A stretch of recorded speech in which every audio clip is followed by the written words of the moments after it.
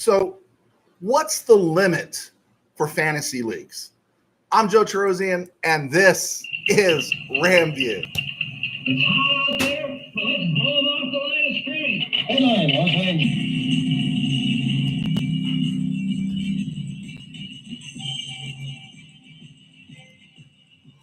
on, Live from the Ram Cave, I'm Joe Terosian, and this is RamView, the July 8th, 2024 edition, brought to you by Kistler Law Firm. Injured in an auto accident, need help, got questions? Call Kistler Law at 661-206-6990. That's Kistler Law at 661-206-6990. And check out KistlerLawFirm.com. That's one word, KistlerLawFirm.com. Kistler Law, they've been fighting for you since 92. And by Temple City Auto Repair. Having some auto issues, get yourself some John and Henry at TempleCityAutoRepair.com. And of course, by Granite Ridge Christian Camp, a place where your life can change. I am heading up to the camp next week. My schedule will be a little off next week, the 15th through the 19th, giving you a heads up because I will be up at the Ridge. Hey, so the question came to me, and maybe we can get into this during the question and answer time, is how many fantasy teams is too many fantasy teams? So I think I'm going to be in my fourth fantasy league this year. Mr. Burns actually talked about starting loyal RamView follower Tim Burns from NorCal area, working behind enemy lines, has talked about starting a fantasy league here for this podcast. And I said, yeah, sure, let's do it. And the interesting thing there is that, you know, last year my brother started a league down in Orange County for his church. And then 2 years before that, I have a family league that I'm in based around Sacramento, but I have some family members that started the league. And then I'm in my old Mid-Valley Sports League with my guys. I never left it after I left the Mid. So that'll be my fourth league this year. So I'm kind of curious, how many is too many, right? How many is too many? And have you ever caught yourself betwixt and between wanting your fantasy team to win versus wanting your team to win? And I've had miserable fantasy league seasons. I've had great ones, but my feeling is as long as the Rams are winning, when you got wine, you don't need bread. So I really don't care about the fantasy league if the Rams are winning. If the Rams are having a bad season and I'm on a fantasy team, then I get bitter, and the bitter guy inside me kind of creeps out, and I'm not very pleasant to be around because the world is an ugly place, and I'm going to take everyone down with me if that's the case. So anyway, just throwing it out there. We can get to it first in Q&A. If you have any Ram questions coming up, we can answer them together. Not a lot breaking on the Ram front, just looking at some stuff, different things, some stuff we're going to bring up that maybe we brought up at the end of last year, stuff we brought up in the spring, haven't talked about for a while. And then we'll just look around the NFL and other places with, of course, the Laker update that we always seem to do. And then the MLB.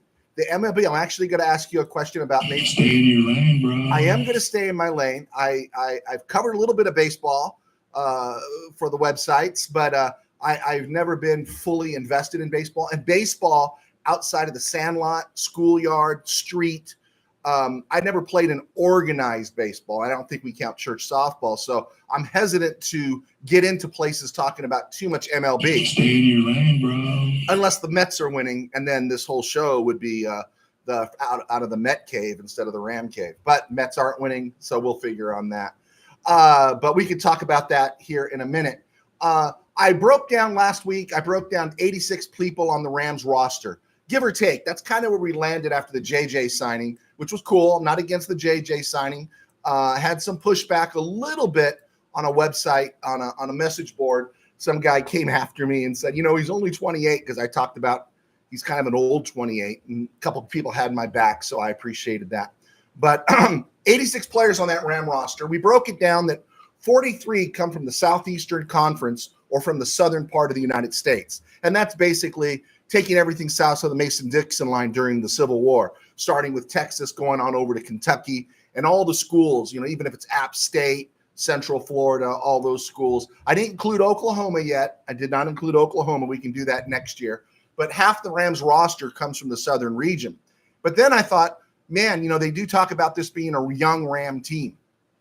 Even with their additions and the things they've done, we believe right here, and I think we'll back each other up on this, we believe that the Rams Super Bowl window, if everyone stays, well, basically if Stafford stays healthy, the Super Bowl window is open in 24, 25, and possibly 26.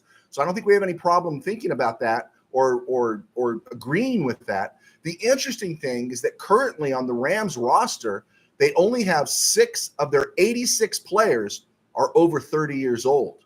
Stafford, Havenstein, Kupp, Higbee, Darius Williams, and Jimmy G. So really what you're counting on is there's only five Ram players that are over the age of 30 because we don't want Jimmy G to have to play. And then you can think about Higbee, who's not really going to be playing much this year until much later in the fall. So this really bodes well for the Rams. If they can get a solid season out of Darius Williams, just one solid season, and maybe a second one before he hangs them up. Kupp is the wild card here. Havenstein, you don't know, right? You don't know with these tackles sometimes. They can keep on playing. Trent Williams found the fountain of youth before Johnny Depp did in the Pirates movie. So Trent Williams keeps playing at a high end, and Havenstein is a bruiser. And then, of course, you got Stafford, who looked more like 30 last year than mid-30 and mid-35 or in his mid-30s. So it's an interesting thing to think about in regards to this Ram team. The future is in front of it, where when we're going to look at the 49ers a tiny bit here in a minute, the future better be now or maybe it's just past. Current cap space for the Rams, depending on the site you look at, I went with the most conservative site. I think Spot Track has the Rams over 9, that 9.2 rocks. Over the cap has them at 8.5. So the Rams have 8.5 rocks to play with, and they still have all their picks, right? Well, they traded for Fisk. They gave up a second rounder for next year. But currently right now, it looks like they got their first, their third, their fourth, and 3 number 6 picks going into next year's draft. And then you've got 2026, 2027, and you can think about what the Rams do with some of those picks, because if the future is now, the window opens, there's an opportunity to get somebody, then we go back into blank them picks mode. But I just thought that was kind of interesting to kind of recap there. This team is all on the right side of 30. They've got a little bit now. 8.5 rocks doesn't sound like Rockefeller money to spend, but if you know the Rams situation the last few years, that's a lot of bread for the Rams generally. And so that's a good thing. And they got a complement of picks. They got a number 1 to dangle out there if there's a spare part they need, right? If there's something they need, someone gets uptight during the midseason on some other franchise, and then the Rams can make a move, maybe swap in. So around the NFL and other places, news broke today. I'm sure Steeler fan Rob, who I'm going to see this summer. I'm actually going to go see Steeler fan Rob in August, probably about a month from now. He lost Cam Sutton. They brought Cam Sutton back to the Steelers. He's suspended for 8 games because of some off-field issues that he's gotten into. 8 games. That's a lot of games. Maybe the Steelers might want to think about bringing back Patrick Peterson. And another defensive back, actually safety, Tashawn Gibson, who the 49ers let walk, and he's currently still a free agent out there. 6 games he got popped for PEDs. And so when you think you go around the league looking for a veteran safety, the Rams went with what they knew in JJ. Tashawn Gibson, I don't think the Rams were looking at him. And now he's out for 6 weeks with a PED suspension. I posted a note on 49ers podcast, one of the podcasts, the 49ers, name's slipping me, Sick Niners podcast. They do a good job. And I asked a question is what are the plans, do you think, for the team to re-sign Hufanga and Dimador Lenore? And the answer I got back from one of their key people was that they think they might be able to keep Hufanga, but Lenore looks like, because he's played so well, he's going to get a big contract somewhere. And then they kind of talked about how the 49ers, even in the uncertainty of Ayuk, and Ayuk has been, I heard news today in different places that Ayuk's been talking to other teams and stuff and just kind of ratcheting up the pressure. that even if they sign Ayuk, they're worried they're not going to be able to keep both those guys, and they think they could lose Lenore. And I think that would be, as a Ram fan, that would be marvelous, right? That would be marvelous. I think Lenore is a really good player, and if there's a guy I'd like for them to lose, it would be Lenore. Ayuk doesn't scare me. Please re-sign Ayuk, give him 30 rocks a year. Perfectly happy with that deal. But Lenore, I don't want them to re-sign Lenore. I think Lenore is really good, really good. Speaking of around the NFL and other places, going to other places, Bronny James had 4 points in 19 minutes in his summer league preview. And, I don't think he looked good. I think everyone's trying to say he looks good. And no, I didn't think he looked good. He looked overmatched to me. What do I know, right? Well, I do know. The one I thought was kind of funny, they said he's going to have to work on his jump shot. He said jump shot's going to have to get better. And then there was an argument. Someone said, well, LeBron worked on his jump shot. LeBron is 6'9". LeBron was 6'9", handled the ball, went up and down the court. He did other things that allowed him to stay in the league until his shot came around.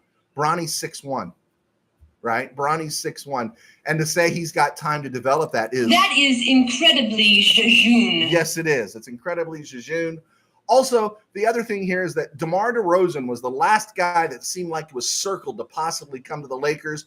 He ends up with the Kings. I understand trading in the NBA is really hard, but when a player wants something, a player gets something. Valanciunas went someplace else. Clay went someplace else. Buddy Hield went someplace else. DeMar DeRozan now in Sacramento. Sacramento, right? Sacramento is a more enviable place to go to than the crypt center or whatever, the crypt, whatever you want to call it, right? It's that's just amazing to me. I think people are turned off by the Lakers. I think they're turned off by the whole situation there. And my only thing is that as this thing develops, just make sure everything's focused on LeBron, right? And Pelinka and Jeannie. I don't want anything bad happen to Bronny. I felt bad that some of us he only scored 4 points, and he is just a kid. And, his dad should be looking out for him, and his dad's not. I think his dad's looking out for his own ego. I never want to question a love for a kid. That's kind of a bridge too far. But come on, do your kid a favor, please. Get out of the way, and I just don't think LeBron looks good in all this. And until Bronny really goes off the cuff and says something crazy, he's 19, going on 20. Give the kid a break, right? Give the kid a break. I get it. MLB All-Star Game. MLB All-Star Game. There we go. Stay in your lane, bro. Yes, I haven't talked baseball for a while, but I don't care. I just don't care. The home run derby, it's just like the slam dunk contest. I don't care. I'm not interested. So if we're going to talk baseball, Orioles are playing really well. Mets are kind of flirting around 500. I'm really happy about. I don't think the Dodgers have enough pitching. But before I get into anything, I'd love for a conversation, with all the medical advances, right? I read once when Kermit Alexander took out Gale Sayers with his first knee injury in the late 60s there. They said they had to cut through so much stuff to work on Gale Sayers' knee that caused that injury to be more severe than it was, that if it had happened, 15 years later, 10 years later, they could have done arthroscopic surgery and Gale Sayers probably would have been back on the field in 6 weeks. And so all the medical stuff has gotten better. Everything's gotten better. The training's gotten better. Why is it that they don't know how to handle pitchers these days? Why is it that every pitcher blows out his arm? Something tells me someone's pretty stupid doing stupid things, because I keep hearing how, it's not an imperfect, that's going to get better. This has been going on for 20 years now. 20 years, and yet you had Don Sutton pitch for 20 years. You had Nolan Ryan, who didn't throw give-me's. He threw for 20 years. Something in the production line has not improved. Even in the treatment, you're talking double Tommy John surgeries. Like, he's going to get his second Tommy John. It's insane. I can't believe it. And then talking about psycho parents. Now, I've had a parent when I was covering baseball and covering some Little League and stuff for the local paper. I had a parent come up to me and said, teams were scouting their son at 9 years old. Believe it or not, true story. So it doesn't surprise me when I hear that some parents want their kids to get a Tommy John surgery before they even need it, right? That they get a Tommy John surgery early, almost like a preventive Tommy John surgery. And it's just crazy. And so baseball pitching is nuts, right? And don't tell me they know better, because I don't think they have any sense of it right now. I think they're whatever treatment they're doing, whatever plans they have, they're blowing out these arms all the time. It's always just a matter of time. I don't know. It kind of turns me off to baseball. I love 1-0 games, 2-1 games. I love pitchers duels. I'm not impressed when a pitcher goes 5 innings, and it turns me off. That has turned me off to the game more than anything else, is that I like those pressure games where you see the pitchers dueling it out. And we don't see that anymore because they pull them after 4 innings. They got an 80 pitch count. And yet, even with an 80 pitch count, pitching 4 innings, they're still blowing out their arms. Just stuff to talk about there. I'm Joe Terosian. I was a sports writer for 21 years. Now I do RamView, thanks to our sponsors at Kistler Law. I also write books. My books are on Amazon. You can check them out there. Just type in Joe Terosian. And supporting Kistler Law, supporting my books on Amazon help keep me on the air and support me in my day job. I pastor a small church in Burbank called Burbank Faith Nazarene. And you can follow us here on YouTube at Burbank Faith Virtual, burbankfaithvirtual.com, Burbank Faith Virtual on Facebook, and all across social media. If you have any questions about that stuff, let me know. The lighting in here is a little different today because it's hot as the weather has turned del scorcho. I usually turn off my air conditioning because it makes a noise in the background and I don't like it. But if I leave my door open, it doesn't sound as bad. So I've got fresh air and I'm not as hot doing this. I don't want you guys watching the show and seeing sweat running down my face and thinking I'm dying of a heat stroke or something. So let's check out the questions that we have here. I know if you guys have clicked on, I appreciate it. Tim Burns, there he is. He chimes in. We are doing fantasy football. Tim Burns' recommendation: no more than 5. Team first, then fantasy football. I agree. You know, my team is the El Monte Jets in fantasy football. Helps me keep track of my leagues, but I go Rams first, and then I don't care about my fantasy team. If the Rams suck, then I'm all into my fantasy team. USA Expat, Rookie of the Year, Joshua Carty. Okay, I'll take it, right? I'll take it. All he has to do is just make the extra points and everything inside of 40, right? Just make the extra points and hit everything inside the 40, and I'm going to be reliving Matt Gay moments, right? I'll be reliving Matt Gay moments. Tim Burns. So they downplay Bronny by saying he concentrated on defense, but had a box score of 4 points, 2 rebounds, 2 assists in 20 minutes. His college average was 4.22. Yeah, we are seeing who Bronny is in G League. Yeah, it's kind of a shame, you know. There's part of you that wants it to happen, so it's a lesson learned for everybody else, and maybe a humbling for LeBron. But the problem is the one that suffers here is Bronny, and I think for everything the media says or everything content people are going to say, it must hurt also though that your dad is the one maybe pushing you through all this. I refuse to believe he never thought about playing for his dad or with his dad or be with the Lakers for his dad, because his dad runs the franchise. USA Expat, I knew what you're talking about, Chief. Got you there. Tim Burns, why even keep Higbee? Done for a year rehabbing, then game speed. If he may be full strength next year, dump him already. Well, that was the conundrum last year when they extended him during the season. Remember, they added 2 years to his contract. So he's a McVay favorite, right? I think he blocks and he can catch the ball. And then we're going to see if Colby Parkinson is maybe that little bit of an upgrade, right? And then you have Davis Allen. So I don't expect Higbee to be around much longer. I don't, but I think I said that after the Super Bowl season too. He just keeps coming back. The Rams love him, right? The Rams love him. USA Expat, is this Higbee's 3rd or 4th surgery? I don't know, but this one was a bad one. This was all the alphabet. This was ACL, MCL, I believe. And then it happened in January. I mean, not that it's any good time to happen, but when it happens in January, it's kind of like OBJ, can pretty much wipe out your following season. Let's see. Steeler fan Rob, we have Thunder Summer League back here, better than the Lakers. Laugh out.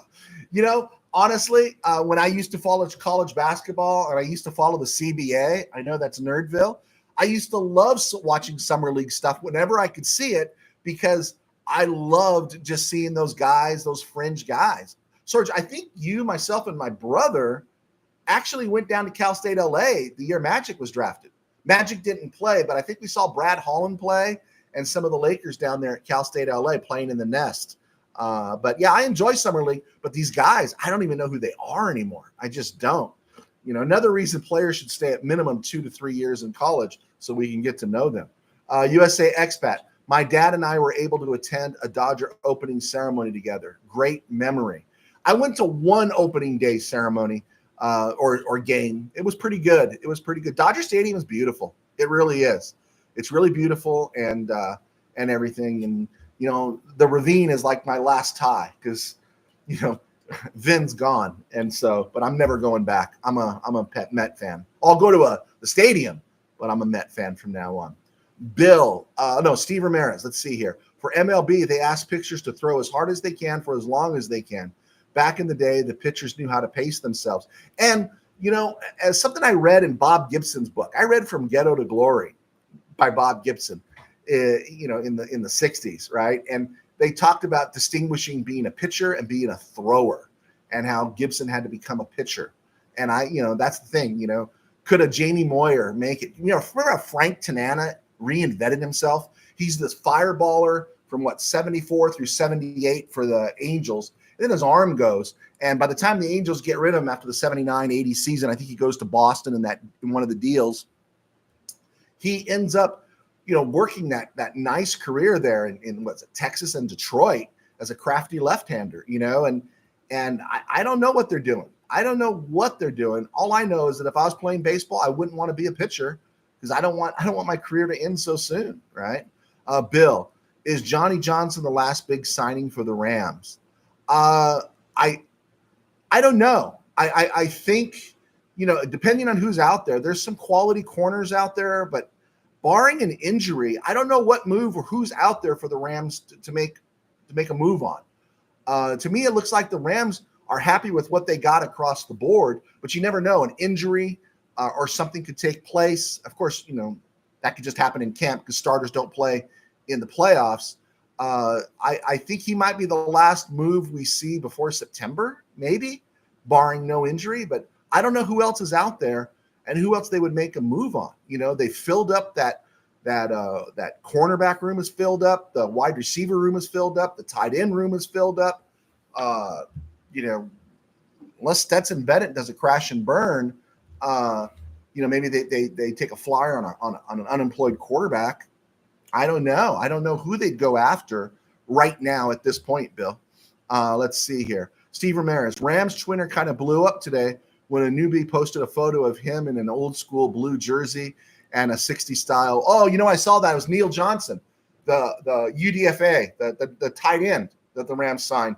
I saw him in that blue. What did you think of it, Steve? You like that blue and white. I know Steeler fan Rob likes the Rams in that blue and white. I like that blue. It looked good. I thought it looked good. As long as they wear white pants with it. I don't want the solid blue all the way through. I do like, instead of the bone that they wear, if they went to the white and blue, where it's white all the way through. I don't know. My brother used to have a theory back in 71 and 72 that I learned about later, is that when the Rams wore their blue jerseys, they were jinxed.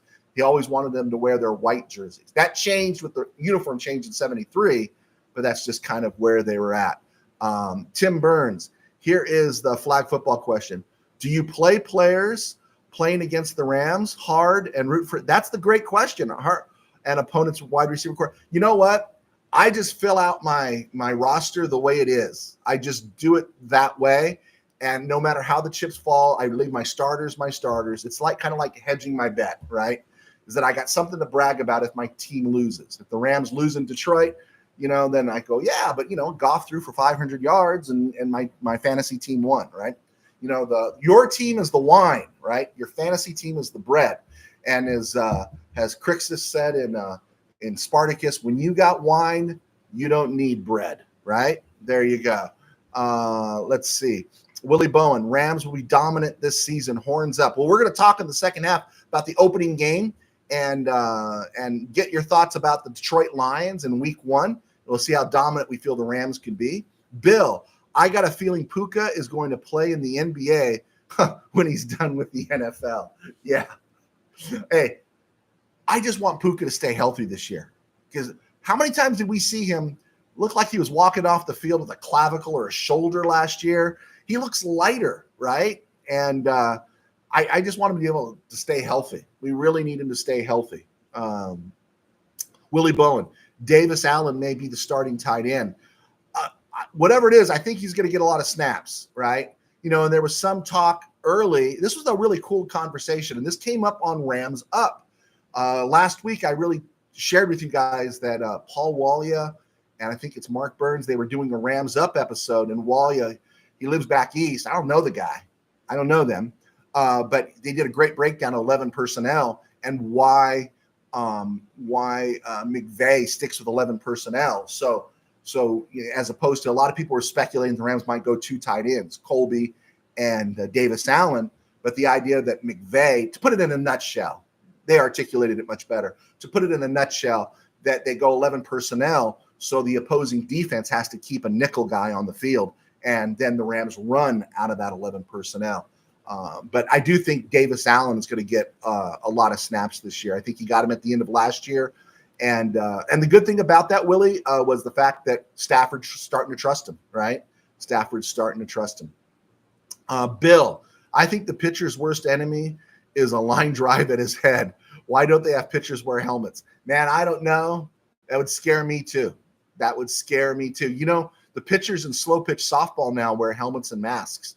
At least I saw in a city league. I was with a friend, and I saw them playing. They got all those amped up bats, right? And they have these ridiculous rules: no more than 3 home runs over the fence in an inning, because they got these souped up bats, and it just looked like batting practice. It didn't look like any fun at all, right?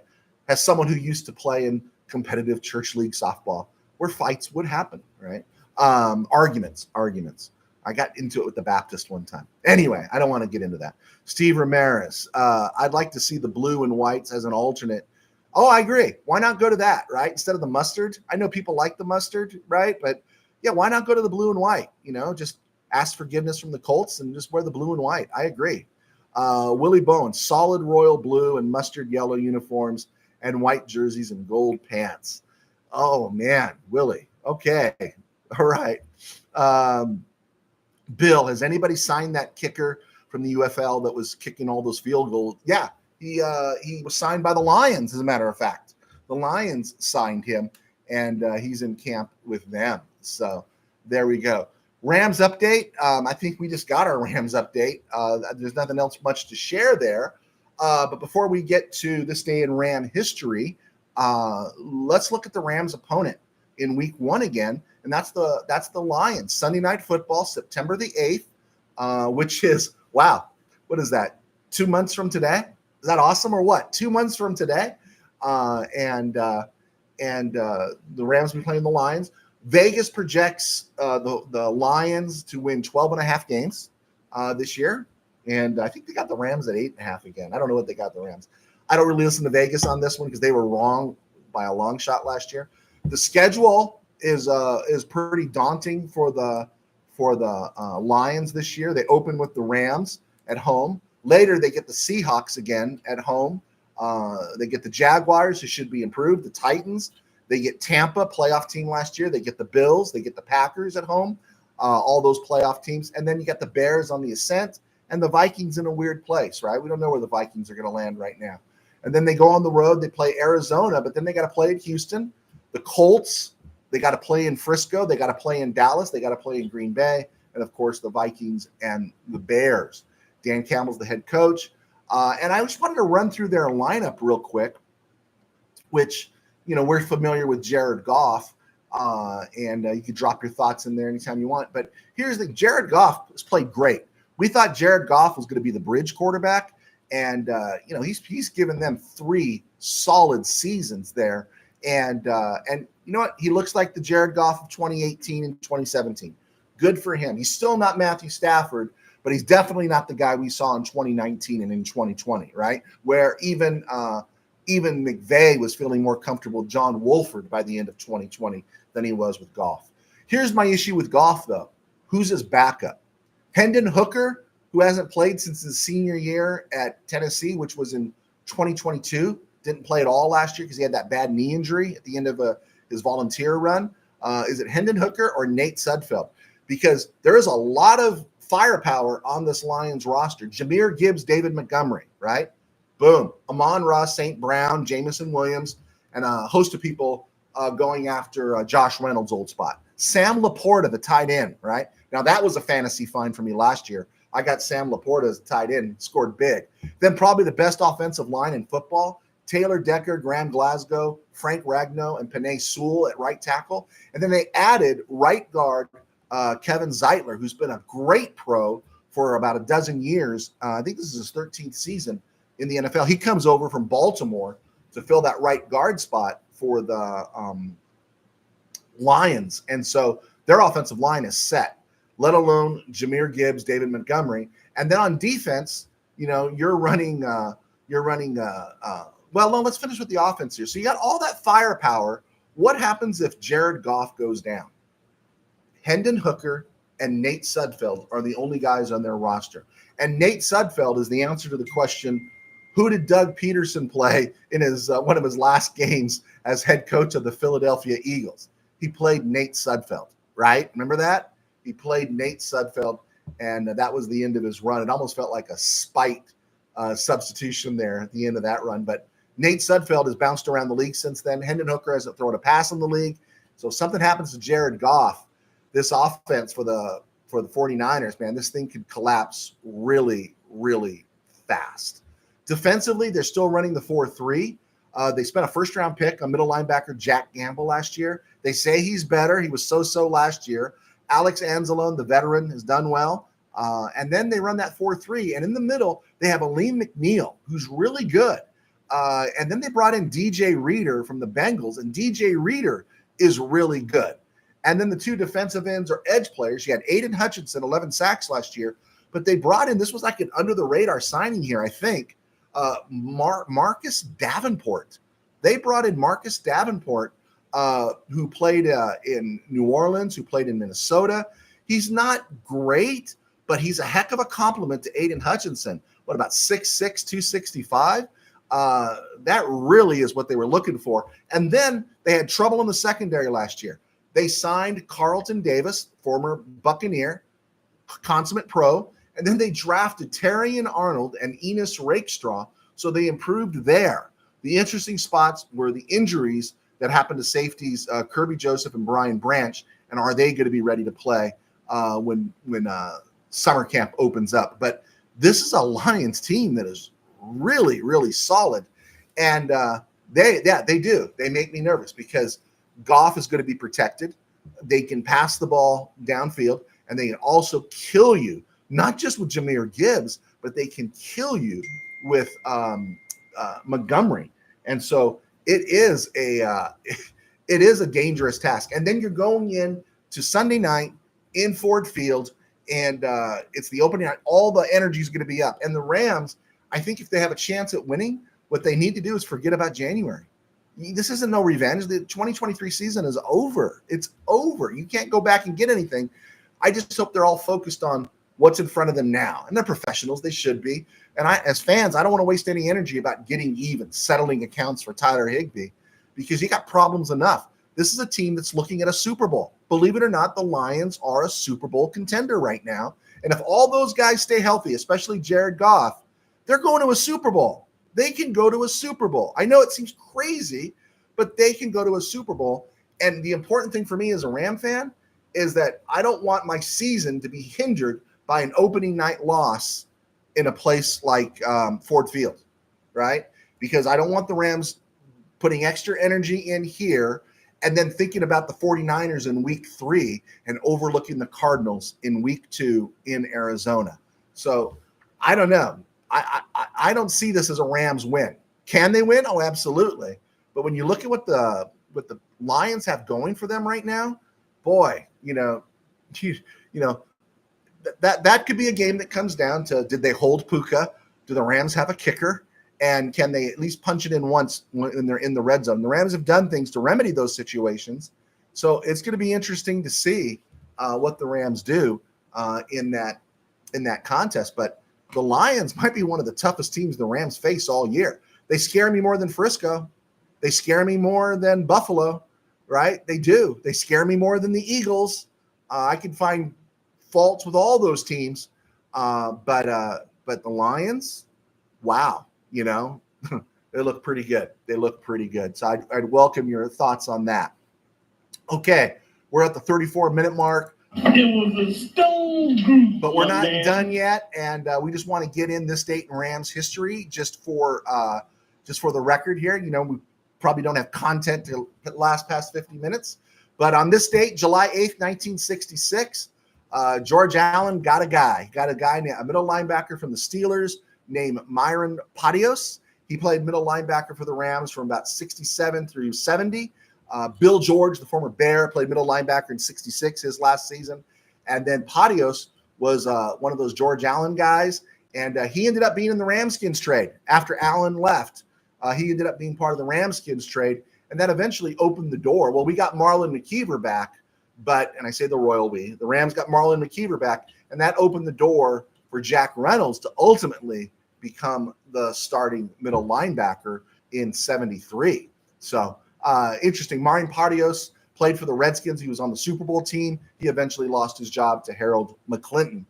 Something to think about there. 1975, July 8th, the Rams signed free agent wide receiver Ron Jesse.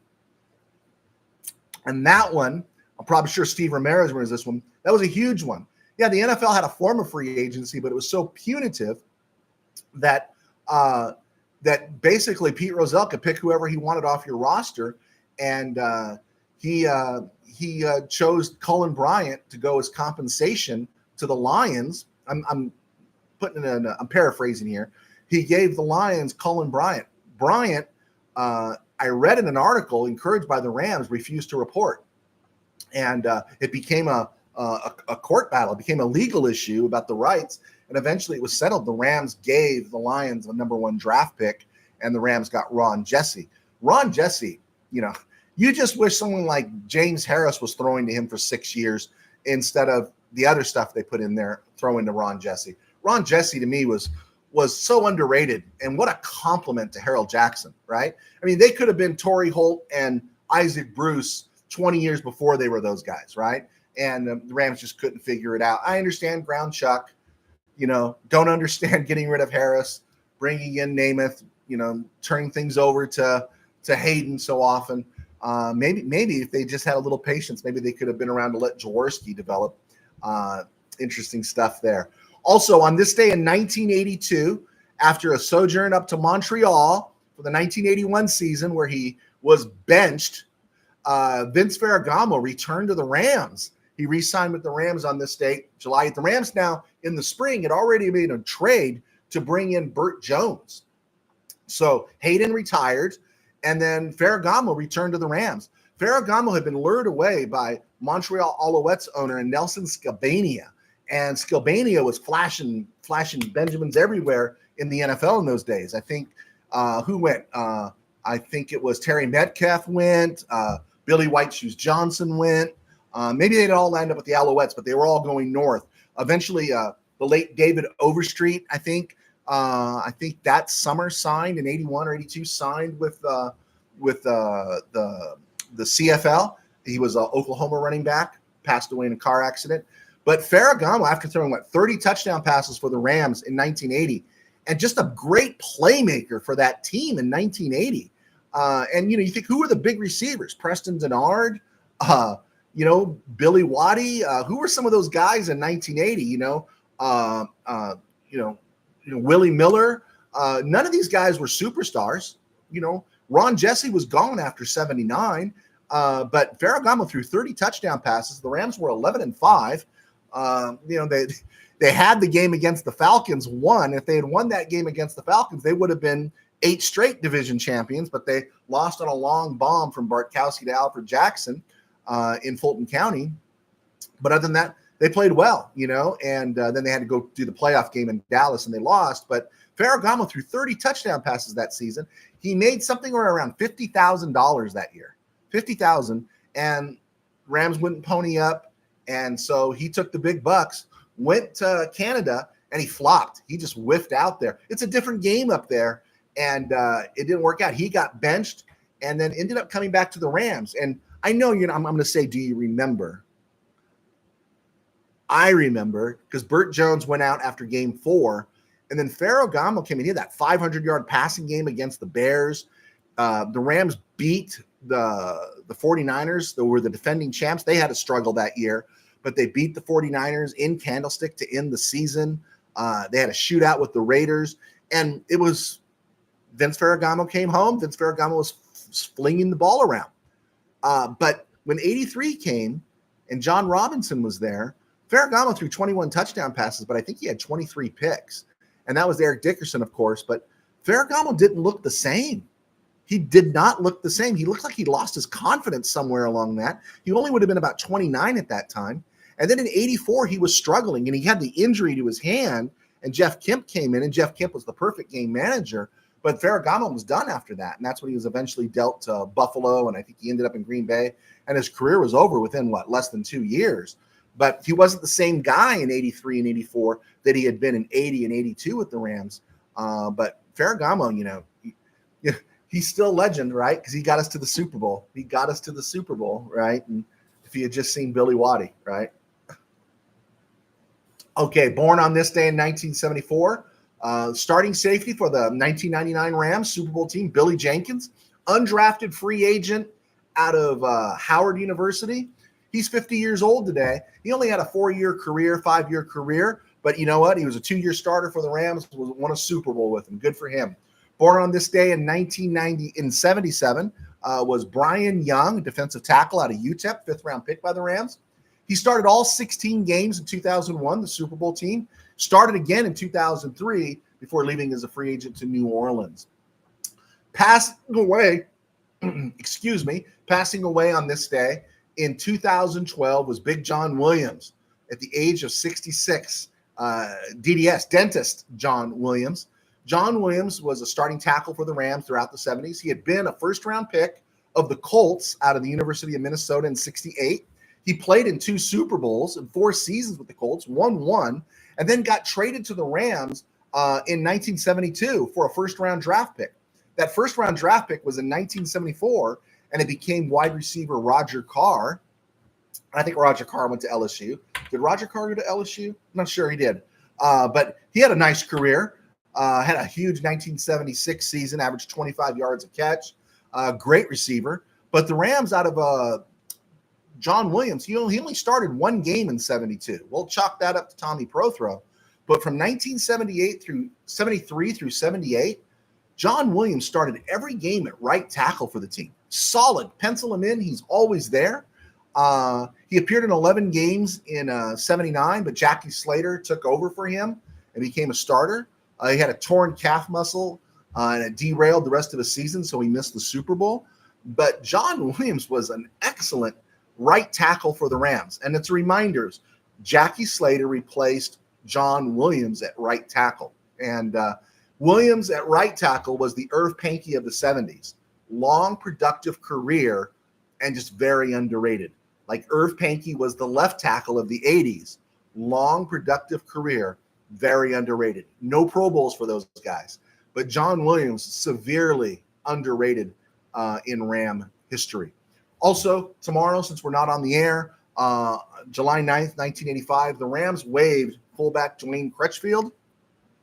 Crutchfield was a talented guy out of Iowa State, had a couple of nice moments with the Jets, and he played pretty productively for the Rams in 84. Then there was that moment in the playoffs. Remember that? Well, maybe you don't, against the Giants, where John Robinson, instead of giving the ball to Dickerson on a key play, gave it to Crutchfield, and he was stopped. And everyone said, why didn't you give it to Eric Dickerson? On July 9th, 1985, the Rams released Dwayne Crutchfield. They waived him. And same day, they signed a free agent running back named Charles White. Charles White had been drafted 27th overall by the Browns in 1980 after his huge college career at USC, Heisman Trophy winning year. And it never worked out for him. It never worked out for him in Cleveland. 4 seasons, he ran for less than 1,000 yards combined. He only ran for 992 yards, but he had a coke issue. and he came to the Rams. That was during the Dickerson holdout in '85, and he started some games there. And then when Dickerson was traded, he became the Rams' full-time starter in '87. That was the strike year. White crossed the line, but it was interesting. The veterans on the Rams team, I remember reading their comments saying, no, he needed to cross the line because this was a guy that needed to stay busy or he was going to fall back into drugs. And that year, playing for John Robinson, he rushed for 1,374 yards and 11 touchdowns. He was all pro, Pro Bowl, all pro, had a great year. 88, Greg Bell took over, and then Charles White retired. He passed away this past year, never really getting past his demons. It was kind of a sad ending for Charles White. But one of the things I think it's overlooked, yes, he had his addiction issues, but Charles White, in 4 years of college ball, carried the ball 1,253 times, rushed for 5,598 yards. In just 12 games in 1978, college teams play 11 games and they play their Rose Bowl. That's what the USC did. So he played 12 games. 12 games he played, and he carried the ball 342 times. 342 times. By the time he got to the NFL, this dude had taken so many hits, and he wasn't a burner. He wasn't Billy Sims. He was a great back. My favorite USC back, because I got to see him all 4 years. I liked Anthony Davis. I liked Ricky Bell, but I got to see him all 4 years. And I loved Charles White. What a great, great football player. The Rams signed him July 9th, 1985. And I'm glad that he at least had that part of his career salvaged by playing for the Rams. All right. I think we're good here. I think, do we have any questions come up? Let's see here. Willie Bowen, what's the status on Stoops? I haven't heard anything. It's a little quiet right now on Drake Stoops. And I just think it's a tough road to climb, right? He's probably going to get cut. And if he's available to come back to the practice squad, maybe he comes back to the practice squad, but he's going to have to shine. They've already got Whittington there, right? They've got other guys there. They got Xavier Smith that they liked from last year. So it'll be interesting to see. Let's see. USA Expat. Beat Lions for 2 reasons. Start season winning, playoff seeding implications. Yeah, I agree with you totally on that, USA Expat. But there is a 17-game season now, and I just don't want us getting all caught up in just one game, right? Rams can get fat and happy off some other teams. And, of course, I want them to win. This game just scares me because the Lions look really, really good. Willie Bowen, Billy Waddy, and Henry Ellard. Yeah. Waddy was gone after 82 or late 81. He was gone 81. I think he had a cup of coffee in 82 with the Rams. They released him. And then Ellard came in 83. Ellard was, brilliant. There's another guy that, unfortunately, because of the glut of receivers lined up to go into the Hall of Fame, he deserves a second look. And so pretty brutal. Steve Ramirez, I was at that 509 game. You were at that game, Steve? You dog. Good for you, man. That was a game, huh? I mean, were you aware during that time that he was closing in on Van Brocklin? Wow. Good for you, man. That'd be great. Seeing Vince throw for 500 yards with that Ram team. USA Expat, Prince Vince, exactly. Bill, I watched Charles White run crazy in Philadelphia, my hometown. There you go. Was that the opener to the 85 season, Bill? Was that the opener? Because he was playing for, I remember, Dickerson missed the first 2 games that year because he was holding out for a contract. Was that the first game of the 85 season? Willie Bowen, I wish that the Rams could have signed Marcus Allen. Marcus Allen was a great player, right? Great player. The one thing I will say about Marcus Allen that maybe, those years that Bo Jackson was there, those years that Al Davis was trying to ruin his career by not playing him, I think they extended his career because he was able to give the Chiefs, some serious clicks after he went to the Chiefs. And so, by not playing or getting limited snaps in the late 80s and early 90s with the Raiders, they made him available for the Chiefs, and he played really well with the Chiefs. Always loved watching Marcus Allen, right? USA Expat. Who was better, Charles White or Gaston Green? Gaston Green? Are you crazy? Charles White. Give me Charles White every day, right? Every day. USC over UCLA, right, Steve? Bill, yes. Okay, so that was the opener of 85. Thank you, Bill. So you actually went to Veterans Stadium. Is it as crazy as they say it was? You know, you saw Silver Linings Playbook and all that kind of stuff. Was that crazy, the pregame experience there in Philly? Willie Bowen, Bob Waterfield was married to actress Jane Russell. Yeah, the benefits of coming to L.A. You know, I know he was a golden boy at UCLA, but did Waterfield marry Jane Russell before the Rams came back, or was it after the Rams came back? Right, because you get those perks when you play for the LA team. All right, cool. Hey, man, we did hit the 50-minute mark. I didn't think we'd hit it. All right, guys, cool. I am going to be here on Wednesday, and I might be a little up in the air. I might do a show on Thursday because I might not be able to go on Friday. So we'll have to work things out, and we'll go from there. Last question from Bill. How did you feel about Dickerson after he refused to play in the second half? Was that game in Cleveland in 77? You knew he was toast, right? You knew it was over because I think he refused to go back in. He said he had some injury. I remember reading about it in his book, Watch My Smoke. I thought there were parts of that book that were brilliant, and other parts I just thought were just pedestrian and stuff. So yeah, I was ready for Dickerson to go. In fact, on my college paper, I wrote an opinion piece called "Eric the Whiner, Fast Goodbye," and I was okay with the trade. You know, if the Rams had just executed the trade, right? Because we did get Dickerson's best years. Maybe keep him for another year, but we got his best years. And the trade was a good trade. And they just botched the picks. They botched all the picks, right? You know, think of Blutarski saying they took the whole bar, right? The Rams botched all the picks. The whole blanking group of picks they botched. Best thing we got out of that deal probably was Greg Bell.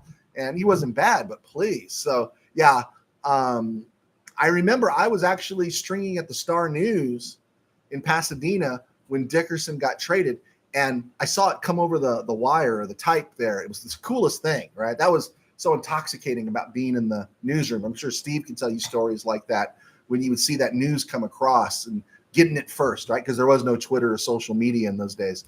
Let's see.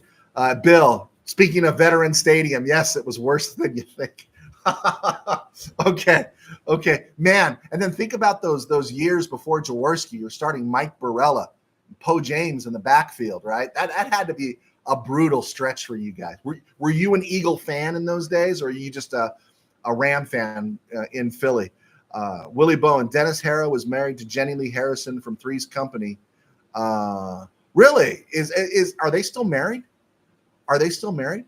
I just remember I love Dennis Harrow. And Dennis Harrow's greatest line was, he said that when he used the A word, but I'll say when the butt kicker is not there, when you lose the butt kicker, then it's time to get out of the game. And he said he lost the butt kicker, and that's why he got out of the game. Oh, I hope Jenny Lee Harrison and Dennis Harrow are still married. Bill, no, only when Gabriel got traded to the Rams, I met Gabriel at the Eagles training camp. Oh, okay. Good for you. Good for you.